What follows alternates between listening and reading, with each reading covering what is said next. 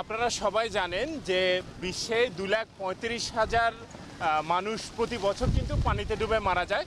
বাংলাদেশে 19,000 মানুষ পানিতে ডুবে মারা যায়, যার গড় হিসাব করলে প্রতিদিন 50 জন মানুষ পানিতে ডুবে মারা যায়, যার মধ্যে 40 জনই হচ্ছে শিশু।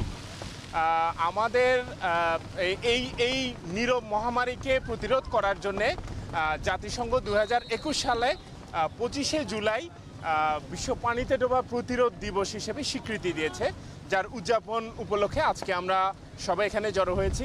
কক্সবাজারের চিত্র যদি বলি, কক্সবাজারে কিন্তু এই বছর 12 জন মানুষ সমুদ্রের বিভিন্ন পয়েন্টে এবং কক্সবাজার জেলার বিভিন্ন অংশে কিন্তু আরও 50 জনের অধিক মানুষ কিন্তু পানিতে ডুবে মারা গিয়েছে। কুতুবদিয়া, উখিয়া, রামু এমন কোনো জায়গা নেই যেখানে পানিতে ডুবে মানুষ মারা যায় না। আমাদের সিসেফ প্রজেক্ট 2014 সাল থেকে এই পর্যন্ত 795 জনকে পানি থেকে উদ্ধার করেছে, জীবিত উদ্ধার করেছে। আমরা চাই সবাই এই দিবসটাকে উপলক্ষ করে সবাই সচেতন হোক, সবাই নিজেরা নিরাপদে থাকুক।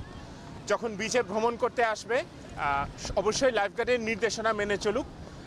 বিভিন্ন এলাকায় সাঁতার প্রশিক্ষণ শুরু হোক, পানি নিয়ে সচেতনতা শুরু হোক। মানুষ যেন পানিতে ডুবে মারা না যায়, এই অনাকাঙ্ক্ষিত মৃত্যু যেন আমরা প্রতিরোধ করতে পারি, সেই জন্যই বিভিন্ন সরকারি বেসরকারি উদ্যোগ যেন গ্রহণ করা হয়, যেন এই নীরব মহামারীকে আমরা প্রতিরোধ করতে পারি। আমি আশা করব সবাই যদি আমরা এক হয়ে কাজ করতে পারি, অবশ্যই আমরা এই নীরব মহামারীটাকে প্রতিরোধ করতে পারব। পানিতে ডোবা প্রতিরোধ দিবস ওয়ার্ল্ড ড্রাউনিং প্রিভেনশন ডে হিসেবে সারা বিশ্বে এই দিবসটি পালিত হয়। আমরা যেহেতু আমাদের বাংলাদেশের কক্সবাজার সমুদ্র সৈকতে মানুষকে পানিতে ডোবা থেকে উদ্ধার কার্যক্রম করে আসছি বিগত 11 বছর যাবৎ। সো আমাদেরও এটা একটি দায়িত্ব যে কি মানুষকে আরও বেশি সচেতন করা। এই বিশ্ব পানিতে ডোবা দিবস উপলক্ষে বিভিন্নভাবে মানুষকে বোঝানো যে কি আসলে পানি থেকে কিভাবে নিরাপদ থাকবে। আর যেহেতু এটা পর্যটক এরিয়া, এখানে প্রচুর পরিমাণ পর্যটক পানিতে এনজয় করার জন্য আসে, সো তাদের নিরাপত্তার বিষয়টি খুবই গুরুত্বপূর্ণ।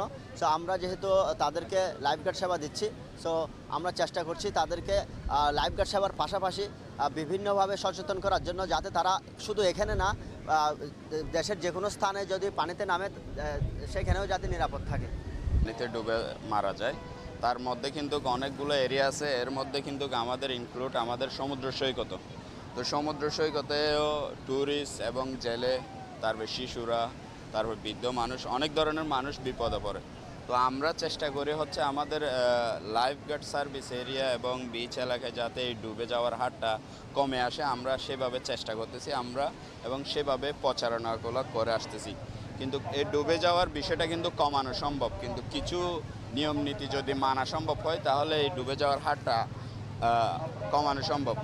বিচের ক্ষেত্রে যদি বলি, লাইফগার্ডের ভাষায় যদি বলি, এই বিচে ডুবে যাওয়ার কিন্তু মূলত কারণ হচ্ছে 4টা। একটা হচ্ছে আপনার বিভিন্ন জায়গায় কিন্তু তদারকির অভাব থাকে, তদারকির অভাবের কারণে কিন্তু মানুষ ডুবে যায়। আর হচ্ছে মানুষের জ্ঞান অবজ্ঞা করে, যেখানে কিছু জ্ঞান নাই, জ্ঞান না থাকার কারণেও কিন্তু মানুষ ডুবে যায়। আরেকটা হচ্ছে কোনো কিছু তোয়াক্কা করে না। অনেক মানুষ সঠিক তথ্য জানার পরেও সে কী করে না, তোয়াক্কা করে না। আর বেশিরভাগই যেহেতু আমাদের দেশের মানুষ সাঁতার জানে না, নিজেকে রক্ষা করার মতো কি এবিলিটি থাকে না, যার কারণে এই 4টা কারণ যদি কেউ একটা মিস্টেক করে সে অবশ্যই সেখানে ডুবে যাবে। এটা কোনো প্রকারে কি করা যাবে না, মিস্টেক করা যাবে না। তো এই সমস্ত জিনিসগুলো যদি যারা এখানে সংশ্লিষ্ট আছে, প্রশাসন, বিভিন্ন এনজিও, এরা যদি এটার বিষয়ে যদি কোনো পদক্ষেপ নেয়, তাহলে এই বিচে যে ডুবে যাওয়ার হারটা এটা অনেকাংশে কমে চলে আসবে।